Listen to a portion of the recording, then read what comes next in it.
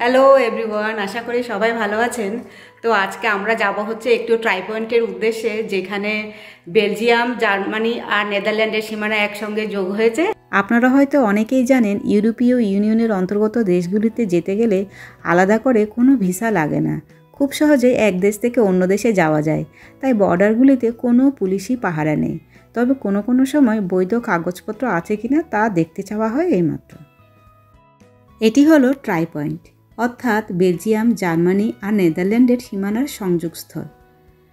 কিন্তু আশ্চর্যের বিষয় দেখুন, কোনো মিলিটারি কেন, একটা পুলিশ পর্যন্ত নেই 3 দেশের সীমানা রক্ষা করার জন্য।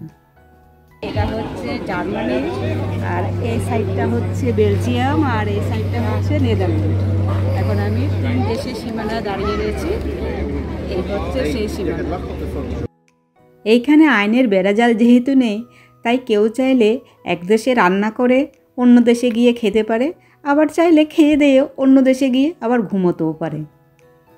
এই যেন সেই প্রবাদটার মতো, মামার বাড়ির আবদার। কোনো শাসন নেই, কড়াকড়ি নেই। চাইলেই জার্মানি ভালো না লাগলে বেলজিয়াম, আবার বেলজিয়াম ভালো না লাগলে নেদারল্যান্ডে বসে হাত পা ছড়িয়ে বসে গল্পগুজব করতে পারেন। এইখানে রয়েছে এই উঁচু ওয়াচ টাওয়ার।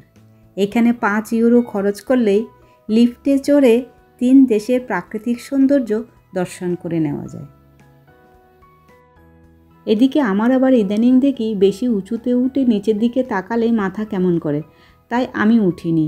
ওরা বাবা মেয়ে গিয়ে দেখে এসেছে 3 দেশকে কেমন দেখতে লাগে।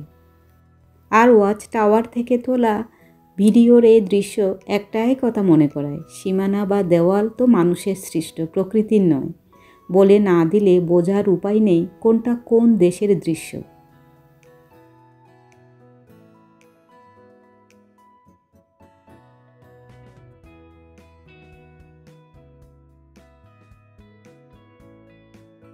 এই ট্রাই পয়েন্টে বেড়াতে গিয়ে আমার একটা অদ্ভুত ফিলিংস হয়েছে।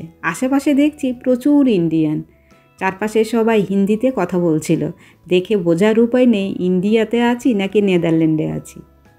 এদিকে দুপুরে খাওয়ার সময়ও হয়ে গেছে।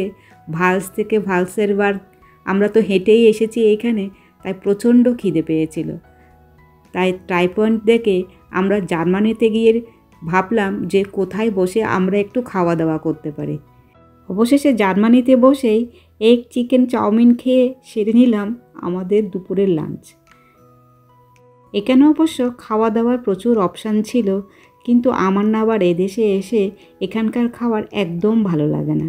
তাই যেখানে যাই চেষ্টা করি একটু খাবার সঙ্গে করে নিয়ে যেতে। এই জায়গাটা আমার কাছে এই কারণে স্পেশাল, এখানে 3 দেশের সীমানা রয়েছে, অথচ নেই কোনো পুলিশি পাহারা। ব্লগটি তাহলে আমি আজ এখানেই শেষ করছি। দেখা হচ্ছে খুব শিগগিরই আগামী ব্লগে। ততক্ষণের জন্য বাই বাই।